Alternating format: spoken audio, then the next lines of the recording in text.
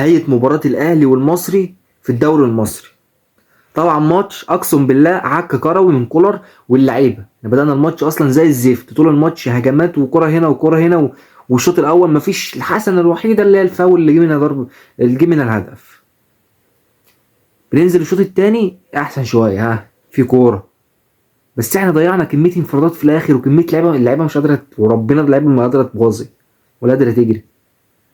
كمية فرص وكمية يعني كور ضاعت، وكرة من إمام في العرض. إمام حتى الجول الكرة الأخيرة اللي رايح بيها قبل كرة الهدف بتاع قفشة، كان رايح هو قفشة برضه، بس هو الصراحة عمل بقى مشوار وكان عايز يخلصها بهدف، بس لما لقى نفسه إن هتضيع منه أما باظها لقفشة وهو ضاعت برضه في الآخر.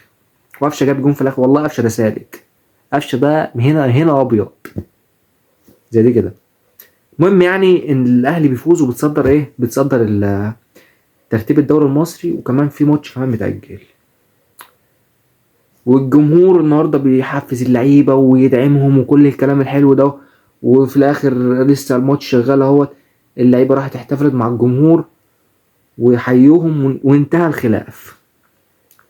انتهى الخلاف. طبعا النهارده الشناوي النهارده كان مبوظ الدنيا. احنا لو جينا نقيم اللعيبه، الشناوي لوحده النهارده والله الشناوي ما ياخد حتى 3/10. هو مفيش غير الكره اللي صدها، والكره تمشي من هنا وهنا وهنا والدنيا خربانه معاه. اشرف داري 6/10. اشرف داري 6/10. ياسر 3/10. يحيى عطية الله النهارده عشان هو والله العظيم النهارده كان يعني ما شاء الله. يحيى عطية الله النهارده يعني ياخد 9/10 عشان خاطر الهدف الجميل اللي سجله.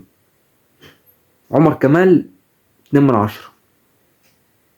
مروان عطية 8/10. مروان عطية النهارده كان قاتل نفسه في الملعب. السولية 4/10.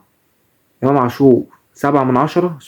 طول الماتش عامل ماتش جامد ويتحرك هنا وبيجري هنا وبيعافر ان هو يجيب جول، وجاب كرة في العارضة وعمل اسيست والدنيا زي الفل. الشحات انا مش فاهم انت بتلعب ليه في الاهلي لحد دلوقتي؟ كفايه كده. انت عم عملت معانا شغل كتير قبل كده وكفايه كده الصراحه. ما ياخدش النهارده 1/10 حتى. بيست هو نفس الحوار.